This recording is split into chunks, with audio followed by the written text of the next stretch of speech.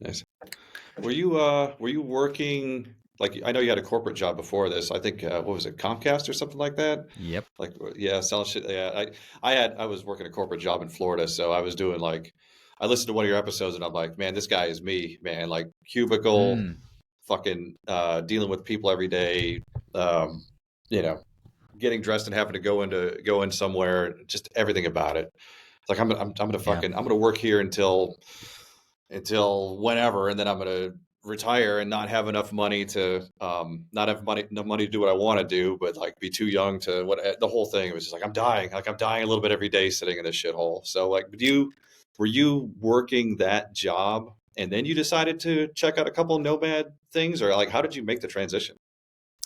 So the Nomad thing was discovered because my best friend did a semester abroad in Thailand. So Mm.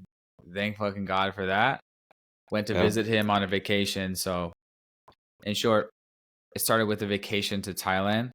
He was like, "You want to like work abroad out here for a year?" And I was like, "Yeah." And so went on YouTube, looked up videos living in Thailand, working in Thailand. Boom, found the digital nomad content, found Johnny's channel, Jabril's channel. Hey, we're digital nomads in Chiang Mai. We do Shopify, e-commerce stuff. We're digital nomads. Here's our co-working space. I was like, I want to do that. So that's it. I waited till I was like 40 to pull the plug and actually do it. And it was scary as hell. Like I sold everything. I got rid of my car and I went to Mexico and I'm like, forced myself, like I will learn how to do this shit.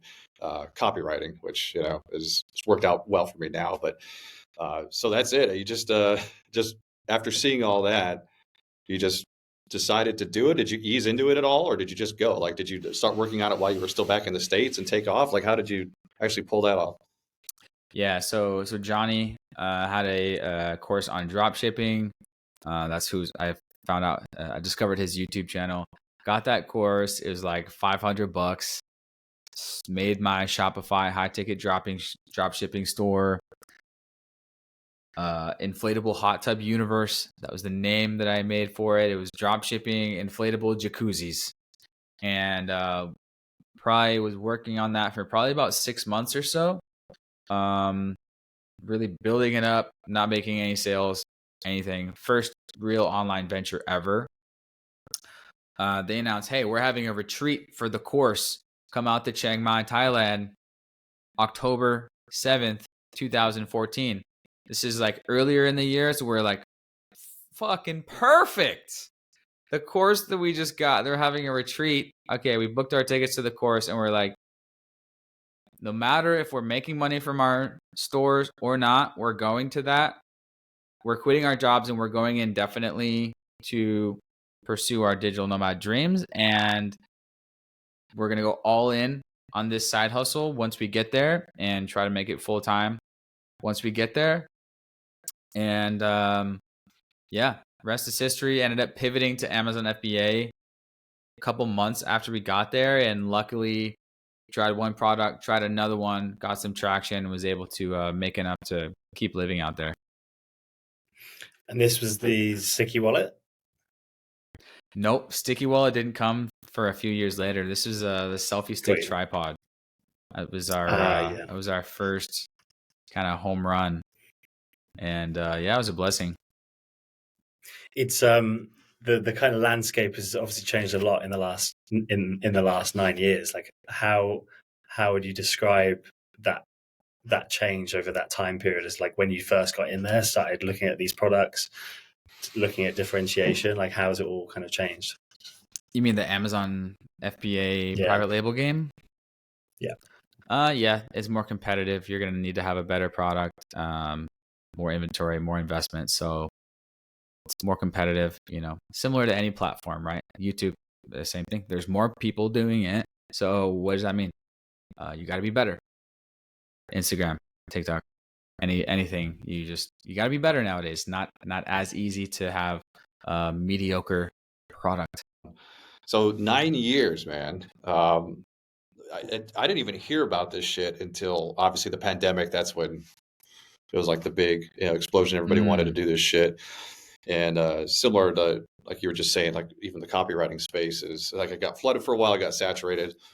and now it's kind of thinned out a little bit because of AI. But so have you, over that time, have you just been spending time in Southeast Asia? Like what does your travel kind of look like? Are you going back to the States? Are you bouncing around? Like how do you kind of pace that with the whole visa situation?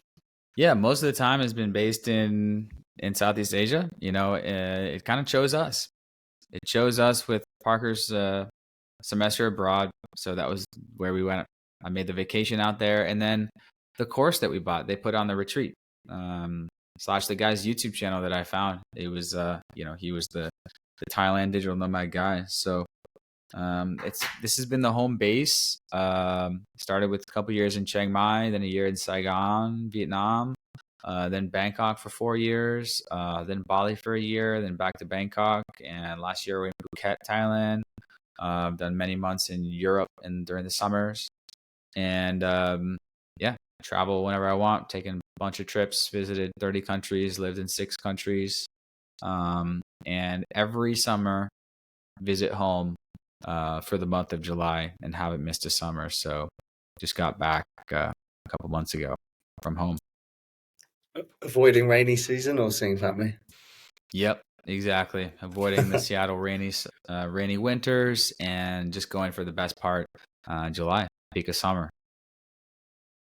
So weird when you finally like make that distinction. You know, like we grow up in little towns, and then we work in that little community, and it was just I don't remember at what point it hit me when I'm kind of like a global citizen. You know, like I Yeah, like where I grew up. I love my country, of course. It's great. I mean, we have problems, but it's still pretty good.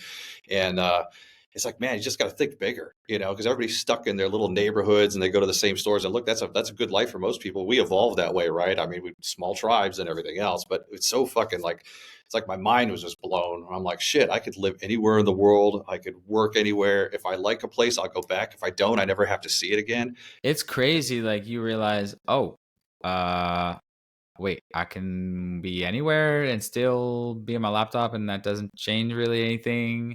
It's almost like it's really exciting to that you can live anywhere, but like I've talked to many nomads, and it's like um almost too many choices when you realize, oh shit, there's thousands of cities in the world, and it's almost overwhelming of like, oh, now that the world is unlocked location wise, I know the world is so amazing, but at the same time I know I'll never get to go everywhere, and it's almost like too many choices. So yeah, You're good constantly problem to being have. pulled in different directions, right? All the pangs for different places that you hear about. Yeah, but at the end of the day, it's freedom of choice that you have the choice. If you have a job that's location dependent, it doesn't matter. You have no choice. So that's what it's all about. Having your base in Southeast Asia, how would you describe the change there? Because I imagine back in 2014, it was probably smaller knit. There weren't so many people that had come over from the US or other countries there. What's it like now? Is it still kind of close knit, or is it saturated with people as well? Nah, it's the same. It's the same. Chiang Mai, I came Okay. there 2014, bunch of expats, bunch of nomads doing stuff. Same. Bunch of expats, nomads there, bunch of expats, nomads here. You go to any city in the world, there's a bunch of expats, a bunch of remote workers. But yeah, definitely since COVID, more remote workers, especially of the remote employee flavor. So the world is infinite. There's an infinite amount of space for everybody to be wherever the fuck you want.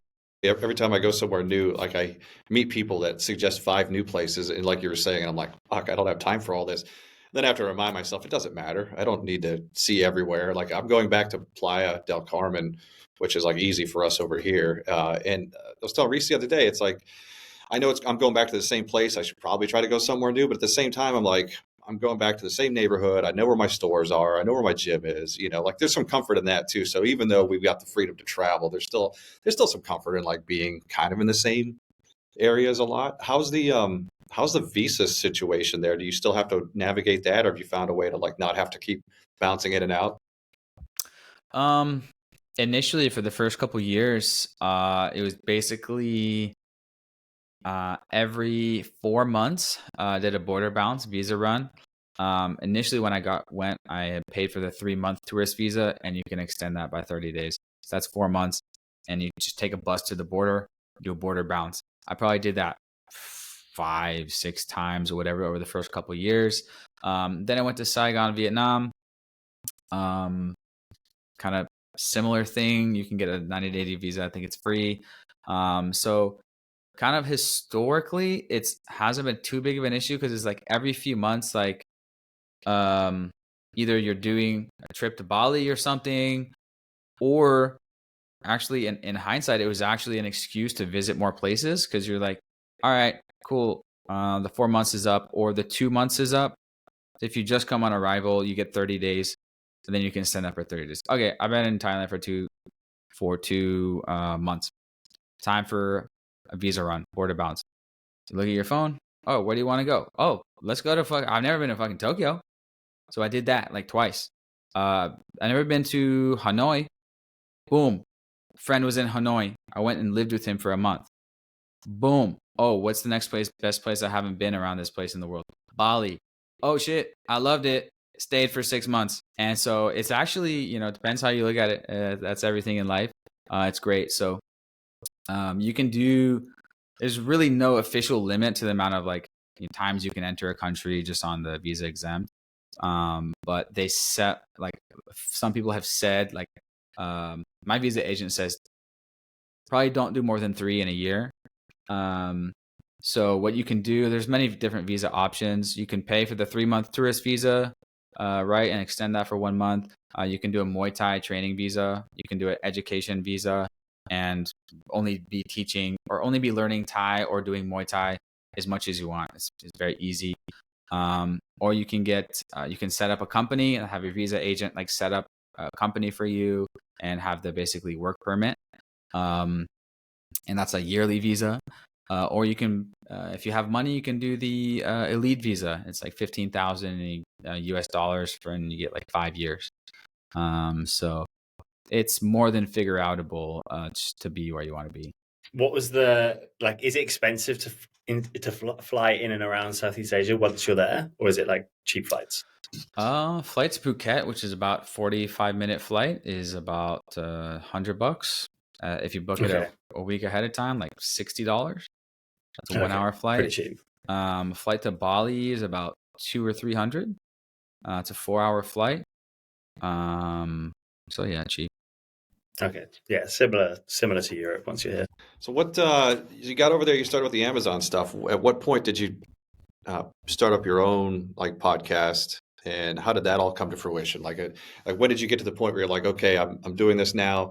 I watched other people's stuff. Now I'm actually making it happen for myself.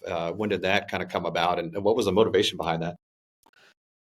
It started right away. So first of all, like, I've always been a creative my whole life, and so when I got to Thailand, I actually right away at the conference, like I arrived right at the conference, was basically vlogging it on Snapchat, Snapchat stories, right? Before there was Instagram stories, Snapchat invented that.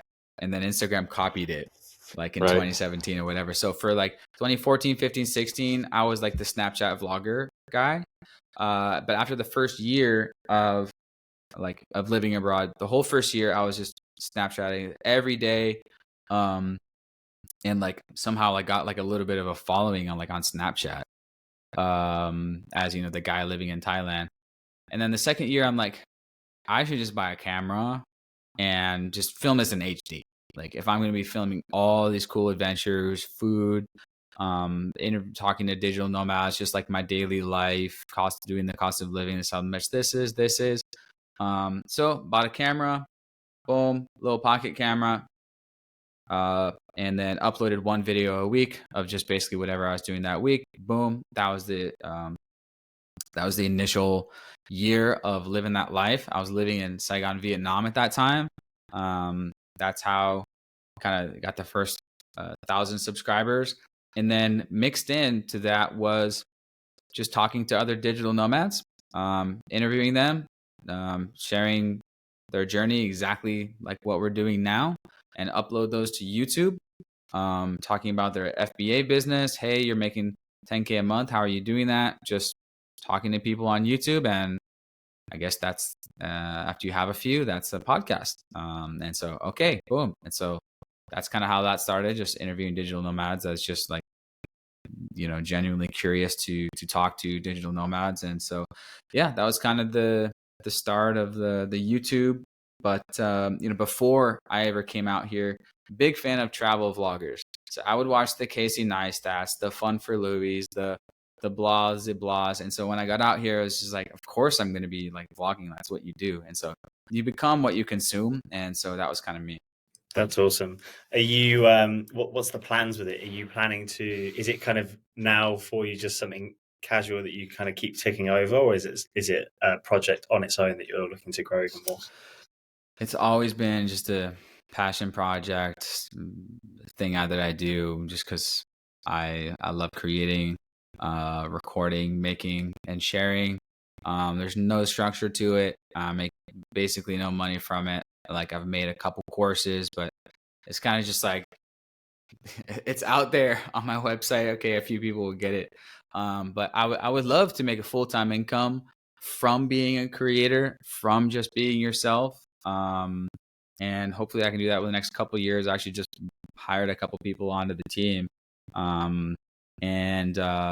Yeah, do a better job at monetizing it. So, working on it, via, masterminds, courses, coaching, whatever the heck, the standard stuff. So, as of right now, it's total side hustle, but I would love to make a lot of money from my podcast / YouTube. But That's a nice feeling. We've kind of like, because we're obviously heading down the same direction. We're trying to grow this and turn it into something. But we literally enjoy doing it. Like, there's never a day that goes by where, like, it never crossed our mind to like hit a certain number and like let's stop now. I think your episode 27 or 28, and we actually really enjoy this. Like, we record. You probably have the same experience. I have a ton of energy afterwards, and it doesn't really matter what we're talking about. It just feels like this is the right thing to do. Now, obviously, it'd be nice to make some money off that too, but it is cool to have something like that, where you actually like really like doing it, and there's not that much pressure on it because you're like, look, I would do this whether I got fucking paid for it or not, Mm-hmm. Yeah, exactly. That's the key to, passion business, something that you just enjoy doing. Ideally, we, all have something that we're building that we love doing. We get satisfaction from. But ideally, we do that and we also make money from it. That would be great too. So yeah, that's what we're all after, isn't it? It's why it's also so nice to see people like yourselves that are sharing the journey as well. Like, all the videos on YouTube are free. It's not like that's free education for a lot of people for how they can do similar things. So that's really cool. Awesome. So Amazon FBA, private label, podcast, and now for the last couple of years, if I'm correct, you've been running Amazing Marketing Co. Last 5 years. 5 years from this October when I started it. Wow. Pretty impressive, even just to keep an agency going that long, because it's not easy at all. Would love to hear a bit more about the journey on that. Yeah, so was doing my own Amazon products for a few years, and launched probably 12 or 15 products, and like 3 of them really got some traction to make good money, meaning like more than a few thousand or $5,000 profit, steady monthly.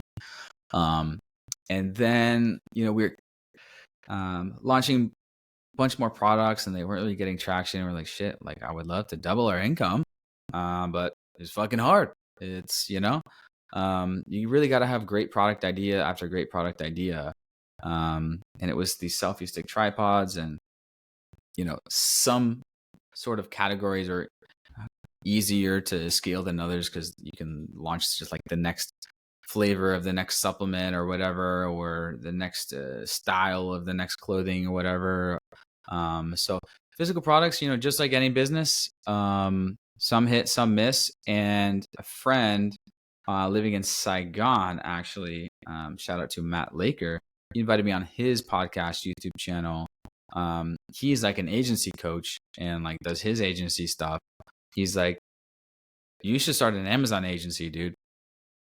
And I'm like, he invites me out. He says, come to my agency mastermind in Bali. Like you can come, and it's going to be, it's actually going to be 20 agency owners. And it was actually like a reality TV show. It was like 10 people in this villa, 10 people in this villa. It was actually one villa, but like two kind of houses. And whoever makes the most money in 7 days wins. Like whoever grows their agency more. Anyways, it was this like agency boot camp thing. I went, and I was like maybe the only one that was just starting their agency at that time, and started my Upwork profile. Boom, Amazon expert, Amazon ads, started just creating a freelancer profile on Upwork, and went from there. But it's also like a testament to courses and shit too, right? Because there's a lot of people out there that hesitate. They're like, they see the price tag on a course or a mastermind or something like that, and there's like some hesitation. And I honestly, I've never regretted paying for any type of course.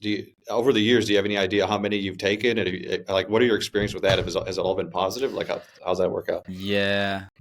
I did pay $100,000 for a course in 2010, but that was called college and didn't make any money from it. Honestly, I was racking my brain. I was like, what course did he spend that?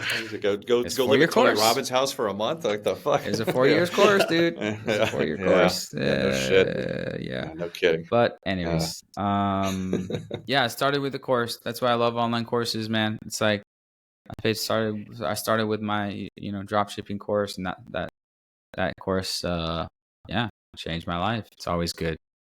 That's amazing. Like, not to bring it back up again, but the amount of money we spend on formal education now, and really you could probably, I mean, except for like brain surgery and shit like that. And even then, who knows, but you could, like, if you really want to choose something you really want to do, somebody's either got some free content you could start with, and then you can buy it. It's so, which is awesome. It's great. Like it used to be cliche, like YouTube your way to success, but it's true. Like you really can do that now. If I decided I wanted to learn something later today, I'd search it, find the free videos, and like, oh, this guy's fucking great. Does he have anything I can buy from him? And for a fraction of the cost, and probably better learning on my own terms instead of listening to some old guy fucking preach. It's awesome. Like the world we live in now is really fucking cool. We have a long ways to go, but man, like there's so many advantages, so many ways for people to get out there and do what they want to do, live the life they want to live, Exactly. No excuse. It's all out there, guys. And so, I've been preaching this message for 8 years on YouTube, and someone just sent me, I made this video like 5 years ago called "Is College Worth It?" It's gonna come soon to my Instagram, Reese. I'm having my my editor make a short out of it. Sweet. I was going to say as well, even if something in typical education hasn't quite made it to online education, that's a gap. So if there's anything, like, people have the opportunity to create new channels as well, and target education, like subjects that haven't actually been catered for on YouTube. So there's massive opportunities still as well. In terms of like education, there's obviously the courses, but there's a lot of people in the online space do work with mentors. Have you worked with any mentors over the last 9 years? I actually just hired one, an agency coach mentor recently. It's been great. It's no brainer. You want to be good at sports? What do? You're a coach. You want to be good at piano? What do you do, coach? So if you want to do something, you should probably look into that. Any major lessons that they've introduced to you even in the last couple of weeks? You're like, fuck, I wish I knew that earlier. I'm improving my whole CRM. There's a bunch of stuff. I needed to get my fucking website optimized. I need to get a CRM. I need to hire this, head of client acquisition. It's just all this obvious stuff that you're never going to know that you're missing out on until you just have those brainstorm sessions, with someone who's been there. And so, super, super good.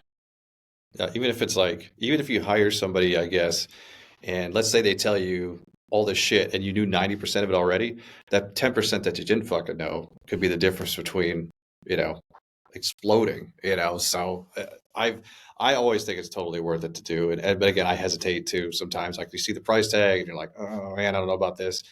Never regret getting help, even if it's just somebody you know that's like a few steps ahead of you. I think that's the mistake a lot of people Yeah. make, and they kind of have like, oh fuck, I don't want this guy's going to charge me this much a month. Why can't I figure this out on my own? Like, I think it's the way to go, man. It's if you want to grow, if you want to stay where you're at and be comfortable, that's totally cool. But if you want to grow, man, you gotta reach above. You know, find somebody who's been doing it longer and pay the money, because look, I mean, you'll probably make that money back, right? Like whatever you're paying in, it's going to come back to you in revenue, I'm assuming. One of the things that we want to help people realize on this show is some of the things they can do with the maybe increased time freedom they have from their lifestyle business. And one of the cool things I've seen you been developing recently is music. I'm assuming because of the free time, more of the free time you've had available and opportunity. Walk us through, like, was that something you, like an age-old dream you had? And how's it going? Yeah. So I used to do music since like 13. Like I was on GarageBand, like messing around, making beats. Like me and my friend, we like had this like kind of comedy podcast, like when I was 13, before a podcast was a word, but we would like be recording and editing and making remixes and like skits and stuff. So I would like make the background music and like make yeah. Anyways, and when I was a kid, I did drums and like piano and stuff. So I always been kind of really into music. Oh yeah, I forgot. I almost went to college for music engineering / production. I applied to the music program at University of Washington. Didn't get in. I applied to Washington State for genetics and cell biology. And got into that. So like in an alternate universe, like I'm over there, not in Thailand, and doing music. I'm a fucking music studio nerd. So yeah, there's that. But so during COVID, nightlife was closed. And so we had after parties at our place. DJ friends come to our place. They bring their DJ deck. All right, you want to actually, instead of them bringing it over every time, how about we get our own? Okay, boom, it's in my house. Boom, I'm YouTubing. How do you do it? You can learn the basics in 15 minutes. And so if anyone knows me, I'm a huge music head. Like music is my heart and soul and blood. And I knew it was just be a matter of time before I start DJing. COVID was that excuse. And so, yeah, I've been loving it. And from what I've seen on Instagram and other socials, you've been doing a few events now, not just at the house. I've done a bunch of house parties, birthdays. I just did my first like club like actual like venue just recently. Along the lines of free time and just like structuring your day how you like to, like what does a day look like for you? Like what is your hours versus free time? Like how do you structure your day now? Yeah. Overall, in general, like I got the laptop open and I'm at the laptop about 8 hours a day. Sure. So pretty typical. But the thing is, this does not feel like work. It's a different type of work. Mm-hmm. Going to your job 8 hours a day, that's completely different, like existence and feeling. Like I don't. Someone asked me this recently, like, how much do you work every day? And I'm like, I've never tracked it. I have no idea.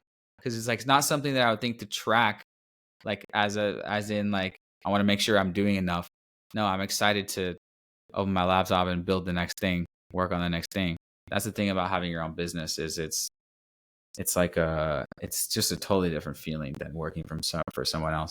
It's something you're excited to build. But like today, woke up, had calls. So in my morning couple hours and the late night couple hours, those are USA overlapping times. So that's when I can have calls with people. And so yeah. And then during the day it's completely open. There'll be a big work chunk, maybe 3-4 hours, and then like a gym chunk, couple hours, and then I don't know, eat whatever, go get a massage for a couple hours. I'll do plenty of massages in Southeast Asia. Reese knows that's one of the most awesome things about living in a Southeast Asia / developing country is you can get a massage for for $15 for 2 hours. It's like amazing. Wow. But back to my daily schedule. So running an agency or a client-based business in Asia, you better be prepared and be aware that you're going to have to take calls in the late night. So historically, 9 p.m., 10 p.m., 11, midnight, even sometimes 1 a.m., those are open for calls when I'm building my agency for the past 4 years. Only until recently this year, Ryan is now taking all of our sales calls. And I don't have to do those. It's only twice a week team calls that are like a late night time. And I'm the CEO, I'm the boss. I'm not even required to be on those, but like I like being on them, and you know when I can. But if I don't want to, I don't have to. Right. So it's obviously being the boss, being the owner of the company, you have the flexibility to move your schedule around whenever you want. But for someone that's running a client-based business, be prepared that you should know that, like for sure. With me, it was luckily I've been a night owl my whole life, actually, just a hardcore night owl. Like in college, I was always in the library till it closed, 2 a.m. and then I'm back to the house, and that's when I'm just like in my grind mode, super flow mode, productive mode, just like 10 p.m. to 2 a.m. So it actually worked. Like even before I did client-based business, just working on my FBA Amazon stuff, I was just in the 24-hour cafes like around Bangkok. That's just my flow state. So it's either you're going to do that or you're going to be up super early, like 6, 7, 8 a.m. and you're catching people in America at 6, 7, 8 p.m. So it's about 12 hours difference, opposites compared to US. I spent a little bit of time. I was in Bali, then Kuala Lumpur, then Vietnam, and I didn't like the early and late meetings, but it was nice. Like the whole middle of my day, I didn't fucking hear from anybody. Like you have that whole day to yourself. You know what I mean? So it was cool. Yeah. Like the late night meetings suck, but it is nice. Like you realize, like I need to batch my notifications because I'm at peace all fucking day. That was awesome. I do miss that a little bit. It's interesting. Yeah, it's totally it's pros and cons, right? It's like, yeah, you do have your whole day free, or you're not getting emails or stuff. But that being said, 10 of my team are in the Philippines, 5 are in the US. So for managing VAs, I can schedule those calls whatever time I want during the day. So is that time overlap also because a lot of your clients are US based, or are they all of our clients are global? US? Yeah. Got you. Okay. And what kind of clients are you working with in terms of small, product? medium e-commerce brands specializing in health and wellness brands, supplements, healthy snacks, drinks, protein powders. Those are our most common category. And so we're kind of niching into, at least with my content on YouTube recently, because that's where we have the most case studies and the most clients. So optimizing for that subscribe and save, that's what it's all about. Supplement companies, CPG, food and bev, anything that's repeat purchasable. Awesome. And is there a perception with your US based clients of you running the agency from Southeast Asia? Was that 99.9% of people, when I say, and I'm in Bangkok, they say, oh, cool. I say, have you been? They say, I've never been. You're probably like 75% of it. I've never been. Oh, you gotta go. My family's been out multiple times. You gotta go. Like Southeast Asia, like you gotta do the trip. And I'll say, okay, cool. I'll let you know if I ever come. And then like 25% of people say, oh yeah, I've been. And I was like, and so maybe 1 or 2 people like in 5 years have like asked a follow-up question, like, is that going to be a problem? Or like concerned about it. It's very rare. It's surprisingly rare. Like I would have thought that it would be a thing too, right? But people, especially since COVID, people are like used to professionals being in Fiji. Like I don't care where you are. Like you're in Antarctica, okay, that's your thing. Okay, cool. Are you gonna make my ads good? That's all I fucking care about. Yeah, 100%. In terms of like your team, like in hiring and everything like that, how do you find them, and how, like in a nutshell, like what's your hiring process? Like, are you posting jobs in a particular place, or like how do you build that team and keep them running over there? Historically, Upwork. Started my agency on Upwork, hired people mostly Philippines VAs. Before I did the agency, back when I was just doing my own physical products, I was using Upwork before it was Upwork. It was Elance and Odesk. They merged and they formed Upwork. This is like 2013, 14 days. So until early this year, I tried LinkedIn jobs. Huge fan of LinkedIn jobs. Hired 3 of our American account managers this year from LinkedIn, and 3 of our new Filipino Amazon ads specialists. So that's what I'm telling like guys in the Discord and everything. If you haven't tried LinkedIn jobs, like every job gotten 100 to 200 applicants, and you can optionally boost it. It will give you a recommended daily boost, like $50 a day, like something like that. Just boost it for 3 days. You will get good talent. Are any of those US based? I'm assuming are they allowed to be remote? As in the people that you have that are US based, are they allowed to be remote? Oh, in or do they my need to agency, stay? in my company? Yeah. Of course. Yeah. Yeah. What So is a are they non-remote job these days? Like, it's almost like No, weird. 100%. Yeah. So are they itching to come over to Southeast Asia? Yeah. So actually, 3 of our team are already, nomadic. So 3 of our account managers are in Mexico. And one of those guys was just traveling like in Turkey. Yeah, I was talking to one of them about potentially coming to the conference I'm speaking at next month here in Chiang Mai. That's cool. I mean, it must feel pretty good to the whole journey you've been on, the appreciation and desire to want to be remote, to now be in a position where you're allowed to give someone that opportunity. That's true. I haven't thought about that too deeply, but yeah, it's cool. It's cool. To be like, wow, this thing that you built is like, providing for a whole bunch of people, and they love their job. Like, you got to keep a cool, culture, and you have some amazing things. You have location freedom and you have schedule freedom for the most part. Aside from maybe you have a couple client calls and team calls a week, like you're scheduled getting your work done whenever you want. Aside from like all the wins, obviously you're doing really well now. You've been at this for a really long time. What, if you don't mind, like what types of setbacks have you run into though over the last 9 years? Have you had any major ones?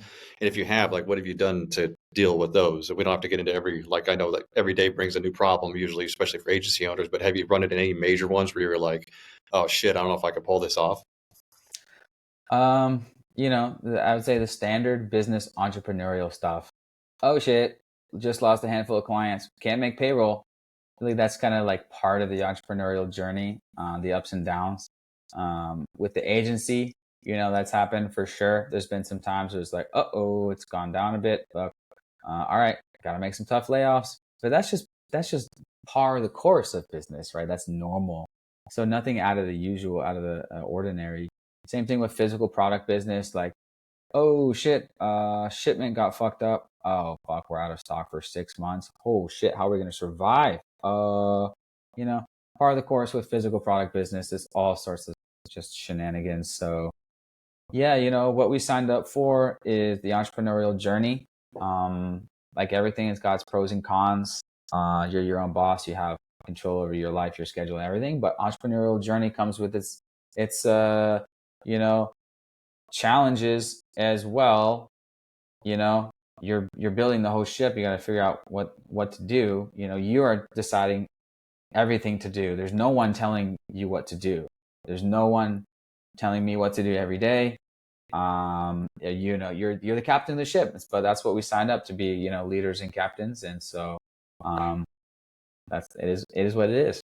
Yeah, it's a fucking roller coaster, isn't it? It's like, when you're in a corporate setting, or like most of the population over here, it's like, I know what I'm getting. I know my paycheck's going to hit my account every 2 weeks. I know if I have a problem, I can look at some manual or some 3-ring binder that some asshole made years ago. It's going to tell me exactly what I need to do. So it's like, it's safe and it's comforting, but it's just like flatline, and like what we're doing now is like, super high and happy one day, and the next day I'm like, oh shit, 2 clients just dropped. AI is coming for my job. All the dumb things. Mm-hmm. So, but I prefer this. I'm kind of you kind of get used to it too. Like you kind of get accustomed to like today's really bad, but I know because this happened before that something good's going to happen tomorrow or a new client's going to sign on. So yeah, no, I like. I'm sure that crosses your mind all the time. Like the life you were in and now just the risk versus reward. It's fucking cool, man. It's not for the faint hearted, but I don't think I could go back to just showing up to a job and like, Yeah. this is your stack of shit to do today. You know what I mean? Fuck that. Yeah, exactly. There's almost like two things. It's like I knew how bad you don't want a 9 to 5. That's almost like stronger for me than like I want to be an entrepreneur and like be a millionaire. It's like it first starts with I really know I don't want to be waking up even at 8 a.m. That's way too early. Like even 8:30. Like it's historically for me, like in college, like I got every late class. Like I probably only had one class to all 4 years that was 9 a.m. because I've seen on videos they actually prove a genetic link to that. Like ever since a kid, like I've always been the last one asleep. Anyways, so I knew I did not want a 9 to 5, and I knew, I knew I wanted to travel the world. Well, hey, if you ask anyone around the world, they all say the same thing. Hey, what's your dream? Make a lot of money, travel the world.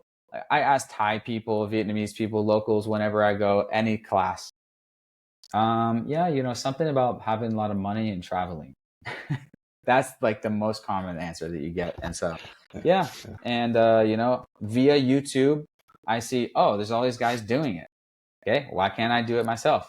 Yeah. Let's go do it. And simple as that.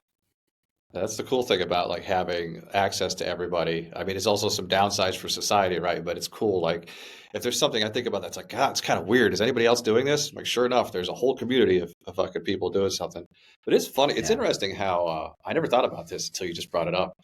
Like it's a universal thing. Everybody on the planet wants to, or like make money and travel. Like, I don't know anybody, even people that I know that live in really nice places. That's still, they're like, I want to travel. That's so strange. I wonder if there's been any like long-term studies on that, like the human psychology behind that. Yeah, it's most people. Yeah, there's we'll all meet those people like they've been in their hometown their whole life, but that's kind of correlates with like ambition. I call folks like us like ambitious and adventurous. Like us digital nomads, we're ambitious. We want to build shit. We want to make a lot of money. We want to be captains of the ship, be entrepreneurs. But we're also in the adventurous flavor. To stack on top of that, we love being in new countries, exploring new cities, and having an adventurous life. It's curiosity. It's what if. What if I could go there? What if I could do this? It drives us all. Yep. Yeah, I was at a bar once in Florida, and we were talking about slowing down time and how we're all getting older. And somebody said something, some asshole that I know from the bar.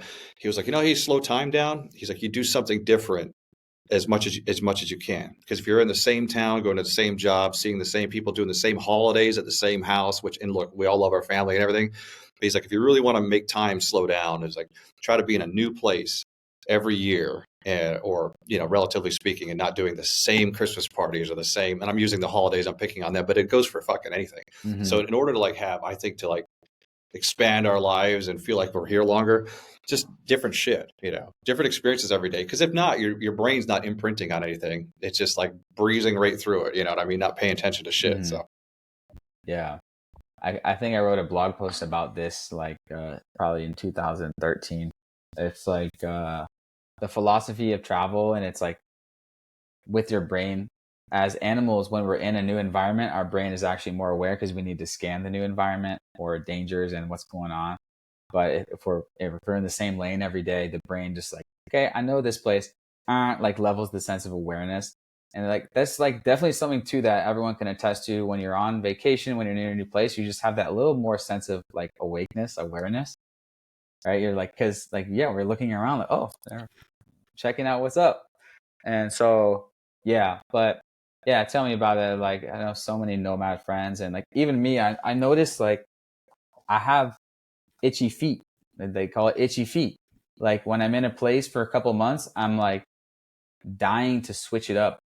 I even have itchy feet like in the house. I wonder if there's like some studies about this. Like Yeah. I'll always want to move my desk to like the other side, or I'm always changing the furniture around. That's so good to hear someone else say Literally, I'm that guy. Like every that. couple of weeks, I'm just like, we need to switch up. Yeah. Yeah. It's freshness, isn't it? Yeah. Feels It's fresh. change of environment. I'm energized by it. Like I just like moved the office into this like spare bedroom now over here. Like I'm energized by it. Like I working in different places, like typically throughout the day, like I'll do my emails like in the living room, like over there's like a little desk there spot. And then like, videos and recording and calls up here. But then, maybe go by the pool for like an hour or so to like clear my Instagram or whatever. I like that part of the daily. Even the daily part is nomadic. Oh, so affirming. It's great. Yeah. Awesome. We're coming up on time. I appreciate you're a busy man. Thank you very much for coming on. That was super good. I'd love to speak to you again at some point, a couple of months' time, maybe. I know you've got loads of stuff going on with remote closing, massive boom at the moment, which you're helping drive, to be fair. With all the content, it's really cool. So yeah, we can maybe touch on that another time. Yeah. Didn't even get there. That's awesome. Yeah, cool. Did you have any closing comments? Anything you wanted to round off with, or any advice to anyone watching? That was a good chat. We went over it. I think if someone's watching to the end thus far, I mean, if you haven't liked the video and subscribed to the podcast this far, I mean, come on. You're in the top 1%, bros, if you're listening this far. But no, at the end of the day, life comes down to how bad you want something. And we live in a time where everything you can literally learn for free on YouTube. And if you're watching this, you're probably already halfway down the wormhole. But there's no excuses these days. No excuse to find anyone all around the world to connect with the community doing the same thing that you want to do, whether it's something as small as, building crochet Muppets all the way up to, the standard stuff, digital marketing agencies. I just went to a conference last weekend, 3 straight days of connecting with 400 other entrepreneurs from all around the world. So I always recommend historically in my videos, like a conference was an excuse that changed my life to go abroad and see another country for a new time. So I always recommend to folks, like, look out for conferences around the world. That can be your excuse to kind of get out there, even if it's just for a weekend or a week or a couple weeks. Nice. No, that's Awesome. great advice. Love it. So to be continued, my friend. Appreciate it. All right. Yeah. Cheers, Thank you man. guys.